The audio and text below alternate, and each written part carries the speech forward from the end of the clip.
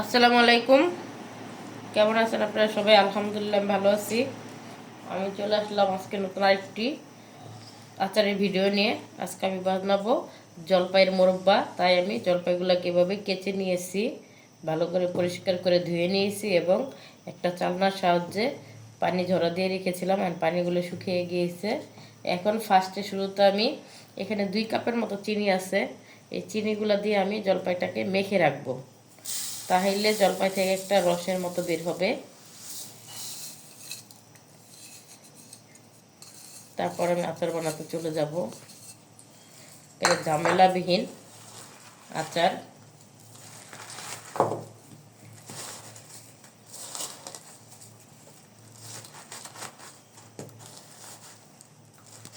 আমি এখন এভাবে মাখিয়ে ভালো করে রেখে দিব।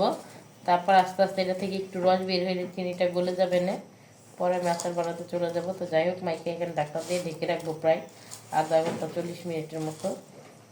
আমার হাতটা যে ভিজা ভিজা গেছে অনেকটাই।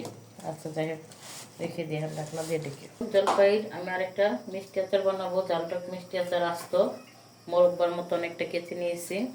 এখন সেজন্য আগে ফার্স্টে আমি মশলাগুলো আগে বানিয়ে নিব। তার জন্য নিয়েছি কিছু শুকনো মরিচ, কিছু পাঁচফোড়ন এবং আস্ত ধনিয়া এবং আস্ত মুড়ি, গুঁড়ো মুড়ি নিয়েছি। এখন আমি এগুলাকে ভালো করে তেলে ব্লেন্ডার করে একটা মশলা তৈরি করে নিব, আচারের মশলা।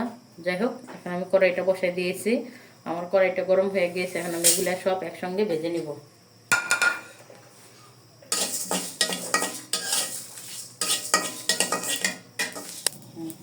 এর মধ্যে আরও দিয়ে দিতেছি 5টির মতো দারচিনি এবং কিছু দারচিনি, আর ফার্স্টে দিয়েছি এলাচ, এখন দিতেছি দারচিনি। তেজপাতা দিলেও হয়, তেজপাতাটা আমি এখন দিব না। যাই হোক, আমি এটা একটু ভালো করে ভেজে নিই।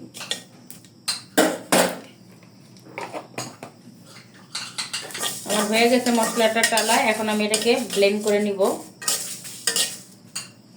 এখানে আমি কিছু জলপাই নিয়েছি, জলপাইগুলো ভালো করে ধুয়ে এইভাবে কেচে নিয়েছি আর চিনিটা মেখে রেখেছিলাম। এখন আমার চিনিটা গলে গিয়েছে, এখন আমি এটা চুলায় দিয়ে দিব। এখানে আমি 1 কেজি জলপাই নিয়েছি, 1 কেজি জলপাইয়ের জন্য 1 কাপ চিনি নিয়েছি।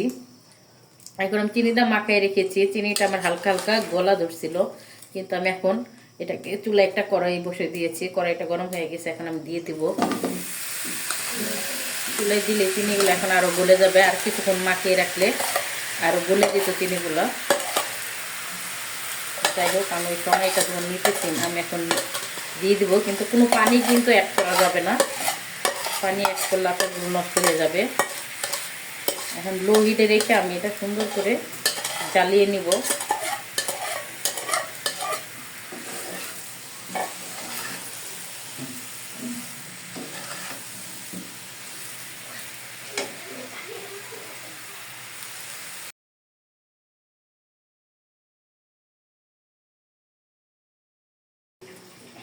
আমি জলপাইটিকে এনে পলিতে রেখে দিয়েছিলাম, তাই আমার জলপাইগুলো অনেকটা নরম হয়ে গেছে, কিন্তু এই শক্ত জলপাই থাকতে দিতে হবে।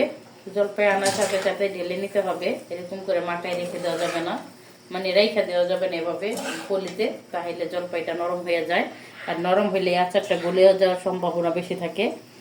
ওটা আইন নাই, সাথে সাথে এভাবে কেচে পরিষ্কার করে দিয়ে কেচে চিনিটা মাখিয়ে রাখবেন, তারপরে দিয়ে ফেলবেন, বেশিক্ষণ রাখা যাবে না। এই পর্যায়ে আমি দিয়ে দেবো একটু হলুদের গুঁড়ো,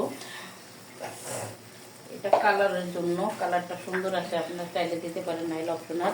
আর দিয়ে দিব একটু লাল মরিচের গুঁড়ো।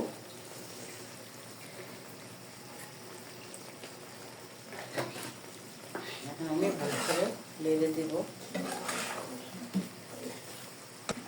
এখন আমি একটু কাসন দিয়ে দিব, হালকা একটু কাসন দিয়ে দিব। আপনারা চাইলে এই সময়টায় একটু সরষা ব্লেন্ড করে কিংবা সরষার পেস্ট দিয়ে দিতে পারেন এই টাইমে। তো যাই হোক, আমি এখানে অল্প করে একটু কাসন দিয়ে দেব।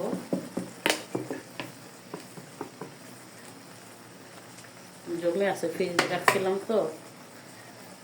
এখানে আমি এই যে 7 চামচের মতো বিট লবণ দিয়ে দিতেছি।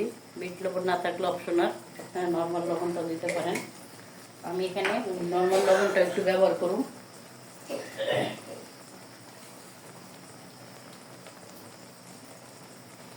এখানে আমি নর্মাল লবণটাও দিয়ে দিতেছি।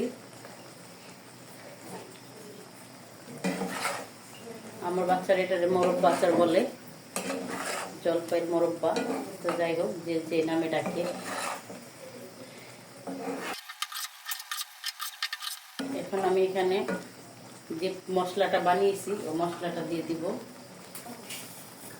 মশলাটাকে আমি এরকম আস্ত মানে আধো ভাঙ্গা করে রেখেছি, বেশি একটা ব্লেন্ড করি নেই।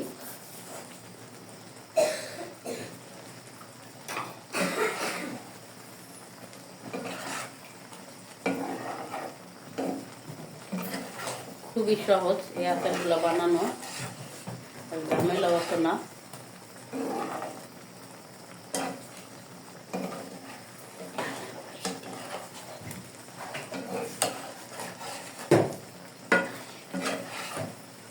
এই পর্যায়ে আমি কিছু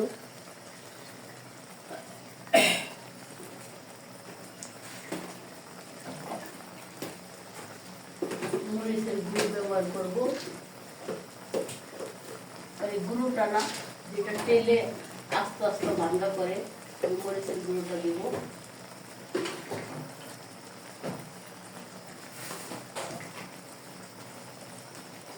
এটা আমি 1 চামচের মতো দিয়ে দিলাম।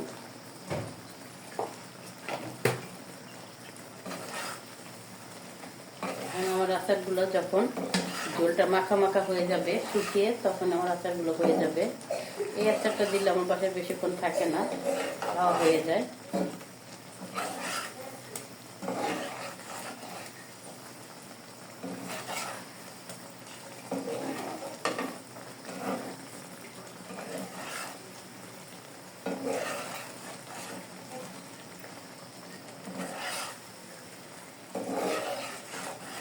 হতে থাক আচারগুলো। শর্ট টাইমে লাগে, বেশি টাইমও লাগে না।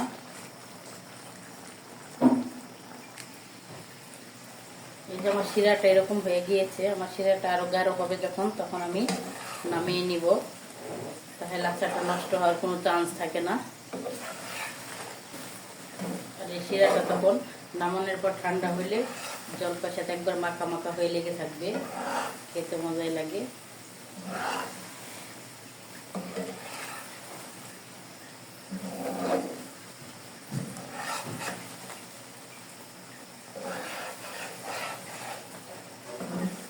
হয়ে এসেছে আমার জলপাইয়ের আচারটা, একটু হয়ে এসেছে আমার আচারটা। আমি এখন নামিয়ে নিব। এরকম হয়েছে, কেমন একটা জসি জসি ভাব থাকবে আচারের ভিতরে। যাই হোক, আমি এখন ঢেলে দেখাইতেছি।